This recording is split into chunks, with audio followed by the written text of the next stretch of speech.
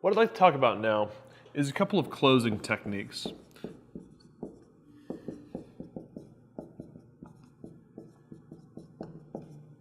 So when I talk about closing techniques, I'm not trying to talk about some, silly used car salesman technique like the ABCs of selling that you should always be closing. What I want to do is maybe just tell you a couple of different tips that I've used that maybe help a deal close a little quicker. And we've really talked about the majority of them already in the interaction process. Like the interaction series is really the closing technique. You're building trust, you're building reputation, you're building a relationship with your prospect, you're giving them tons of value. And really, if you're gonna be able to close somebody, the whole process is really what does it. It's not really one individual trick. So the first one is always simply just ask for the business.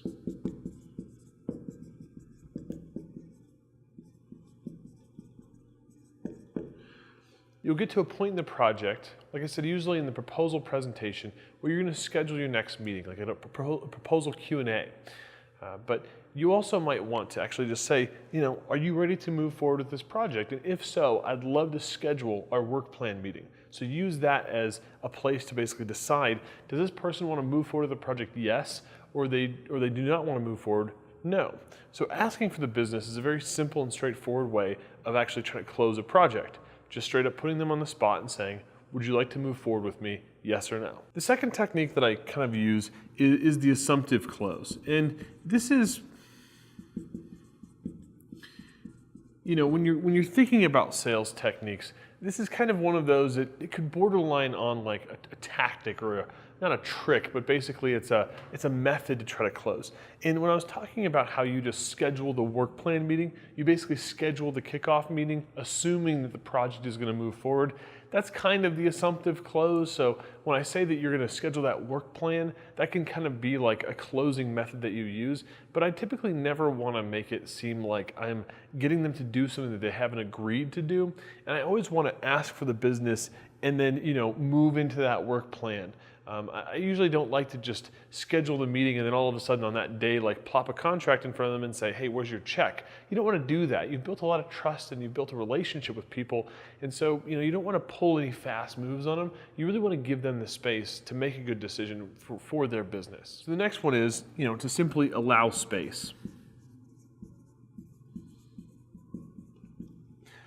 You don't want to be pushy. You've had this really nice interaction series with your customer. You've had a lot of opportunity to build a relationship, and you want to give them that space.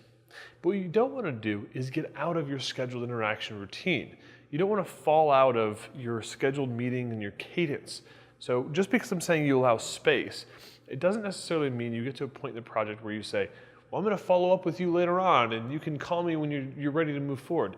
You don't want to move down that road because that road ends with you constantly having to call them once a week or you playing phone tag or nobody knows how to get a hold of each other. So, allow space by scheduling another meeting, maybe 3 days, maybe a week out. So if they tell you that they're going to need a week to make a decision, then go ahead and schedule your meeting in a week. If they tell you that they need a month to make the decision, go ahead and schedule your meeting in a month. So you want to respond with the amount of time they need to make a decision by scheduling your next interaction at the end point of that decision-making period. And I want to close with consultative selling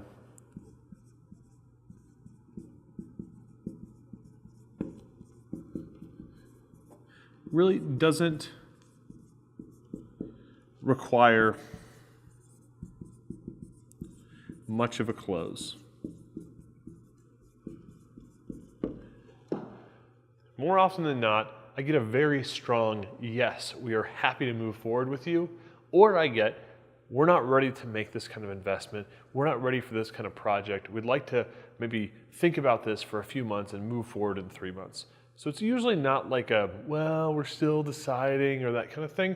Because you've spent so much time with your prospect and you've built that trust and that credibility, usually I'll get a very straight answer from them because we're really seeing eye to eye. We treat each other as professionals.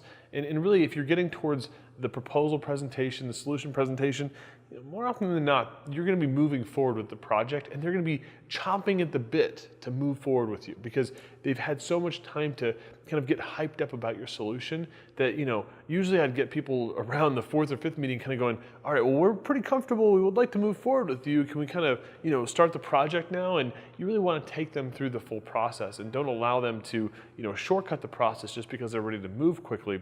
You want to take them through the whole process. But this whole idea that you're in this consultative mode, you're building a lot of trust, a lot of credibility. You don't have to do a whole lot to close the project, but these are some things to think about.